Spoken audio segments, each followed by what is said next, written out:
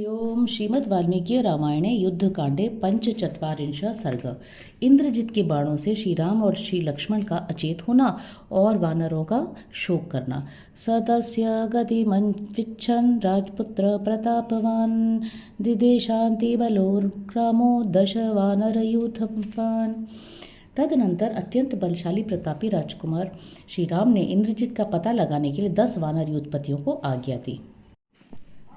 द्वसुषेणस्य दायादौ नीलं च प्लवगाधिपम् अंगदं वालिपुत्रं च शरभं च तरस्विनं द्विविधं च हनुमन्तं सानुप्रस्थं महाबलं ऋषभं च भस्कंधमादिदेश परंतपः। उनमें दो सुषेण के पुत्र थे और शेष 8 वानरराज नील वालिपुत्र अंगद, वेगशाली वानर शरभ, द्विविध हनुमान, महाबली सानुप्रस्थ ऋषभ और ऋषभस्कंध थे। शत्रुओं को संताप देने वाले इन 10 को उसका अनुसंधान करने के लिए आज्ञा दी। ते संप्रहष्टा हरयो भीमान उत्तम्य पादपान आकाशम विविशु सर्वे मार्गमाणा दिशो दश। तब वे सभी वानर भयंकर वृक्ष उठाकर 10 दिशाओं में खोजते हुए बड़े हर्ष के साथ आकाश मार्ग से चले। तेषां वेगवतां वेगम ईशुभिर्वेगवत्तरयः अश्व वित्परमास्वस्तु वारयामास रावणिः। किंतु अस्त्रों के ज्ञाता रावण कुमार इंद्रजित ने अत्यंत वेगशाली बाणों की वर्षा करके अपने उत्तम अस्त्रों द्वारा उन वेगवान वानरों के वेग को रोक दिया। तम भीम वेगा हरयो नारा चय क्षत विक्षताः अंधकारेण ददृशुर्मेघैः सूर्यमिवावृतम्।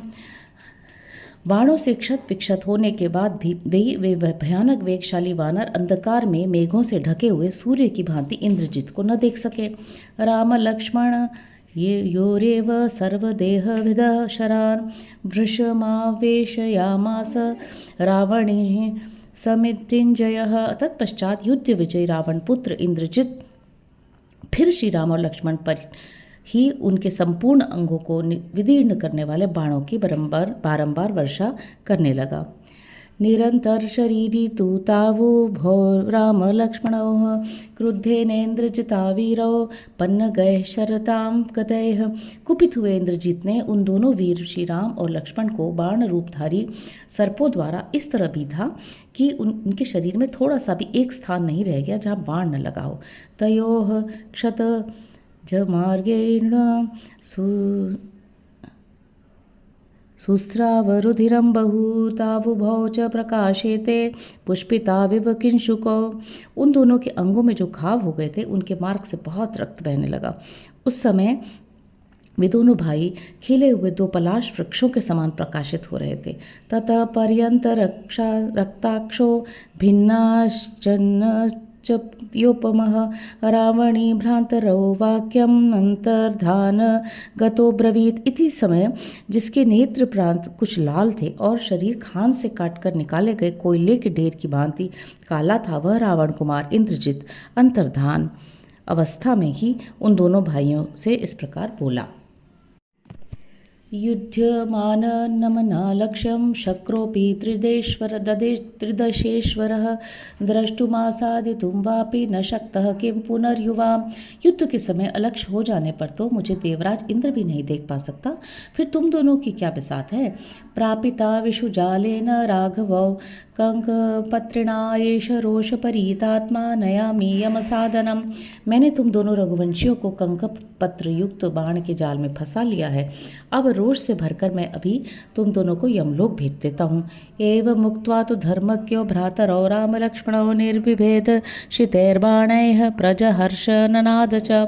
ऐसा कहकर वह धर्म के ज्ञाता दोनों भाई श्री राम और लक्ष्मण को पैने बाणों से बीधने लगा और हर्ष का अनुभव करते हुए जोर जोर से गर्जना करने लगा। भिन्नांचन च यश्मायामो विस्फार्य विपुलं धनुः भूय एव शरान घोरान विससर्जम महामृधे। कटे छटे कोयले की राशि के समान काला इंद्रजित फिर अपने विशाल धनुष को फैलाकर उस महासमर में घोर बाणों की वर्षा करने लगा। ततो मर्मसु मर्मज्ञो मज्जयन् निशितान शरान राम लक्ष्मण योर्वीरो ननाद च मुहुर्मुहुः। मर्म स्थल को जानने वाला वह वीर श्री राम और लक्ष्मण के मर्म स्थानों में अपने पैने बाणों को डुबोता हुआ बारंबार गर्जना करने लगा। बद्धौ तु शरबंधेन तावुभौ रणमूर्धनि निमेषांतर मात्रेण न शेक तुर्वेक्षितुम। युद्ध के मुहाने पर बाण के बंधन से बंधे हुए वे दोनों बंधु पलक मारते मारते ऐसी दशा को पहुंच गए कि उनमें आंख उठाकर देखने की शक्ति भी नहीं रह गई।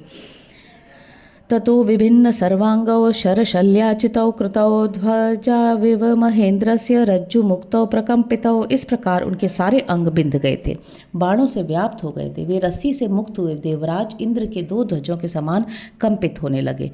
तौ संप्रचलितौ वीरो मर्म भेदेन कर्षितौ निपेत दुर्महेश्वासौ जगत्याम जगतीपति। वे महान धनुर्धर वीर भूपाल मर्मस्थल के भेदन से विचलित एवं कृशकाय हो पृथ्वी पर गिर पड़े। तौ वीर शयने वीरौ शयानौ रुधिरोक्षितौ शरवेष्टित सर्वांगा वार्तौ परम पीड़ितौ। युद्ध भूमि में वीर शैया पर सोए हुए वे दोनों वीर रक्त से नहा उठे थे। उनके सारे अंगों में बाण रूपधारी नाग लिपटे हुए थे तथा वे अत्यंत पीड़ित एवं व्यथित हो रहे थे। नय्य विद्धम तयोर्गात्रे बभुवांगुल पंतरम नानिर्विणम न चाध्वस्तम अकाराग्राद जिह्वगैः। उनके शरीर में एक अंगुल भी ऐसी जगह नहीं थी जो बाणों से विदीर्ण न हो तथा हाथों के अग्रभाग तक कोई भी अंग ऐसा नहीं था जो बाणों से विदीर्ण अथवा क्षुब्ध न हुआ हो। तौ तु क्रूरेण निहतौ रक्षसा कामरूपिणा असृक सुश्रुवत्तुस्तीव्रं जलं परस्तवाणानिविव। जैसे झरने जल गिराते रहते हैं उसी प्रकार वे दोनों भाई इच्छानुसार रूप धारण करने वाले उस क्रूर राक्षस के बाणों से घायल हो तीव्र वेग से रक्त की धारा बहा रहे थे। पपात प्रथमं रामो विद्धो मर्मसु मार्गणैः क्रोधादिन्द्रजितायेन पुरा च शक्रो विनिर्जितः। जिसने पूर्व काल में इंद्र को परास्त किया था उस इंद्रजित के क्रोधपूर्वक चलाए हुए बाणों द्वारा मर्म स्थल में आहत होने के कारण पहले श्री राम ही धराशायी हुए।